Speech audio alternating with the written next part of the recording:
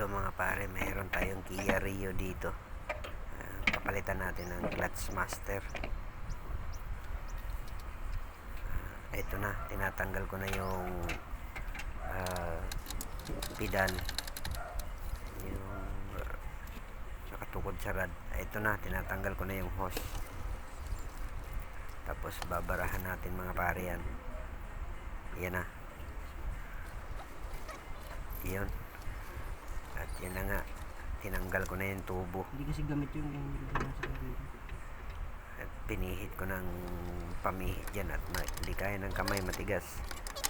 At ayan na nga mga pare, binilisan ko na para mabilis at malaki kita. At yan na nga mga pare, yan. Ayan, nahugot ko na mga pare. Ayan, dyan ay makikita nyo, inaabot sa akin ng kasama ko yung bago.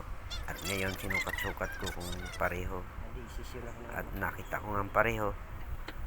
Ayan, inulit ko pa. Tapos kakabit ko na ngayon mga pare yan. At yan na nga, sinalpak ko ng dahan-dahan bigla. Ayun, pumasok na mga pare yan. Yan ay tinatanggal ko na yung bara at ikakabit ko na yung hose. Yan. Gusto na nga niya. At yung tubo na para ikabit malaman ko na natin. rin.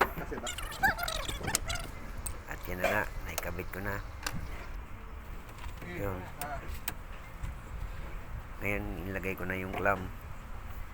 Hindi ko lang pinakita at naikabit ko na yan sa likod. Sa pedal. At yan na nga, sasalinan ko na nga mga pare yan ng fluid para makapag-bleed na. Ayan. Yan ay kasalukuyan kami ay nagbi-bleed. Apak. Yan. Kung makikita nyo. Medyo mahirap. Pinihit-pihit ko ng maraming beses. Yan mga pare. Yan. Yan. Maraming beses yan mga pare. Pero saglit lang yan kung tutusin mga pare. Tumaas ka agad yan. Sinilip ko na. Ayan na. Maraming salamat mga pare. Thank you.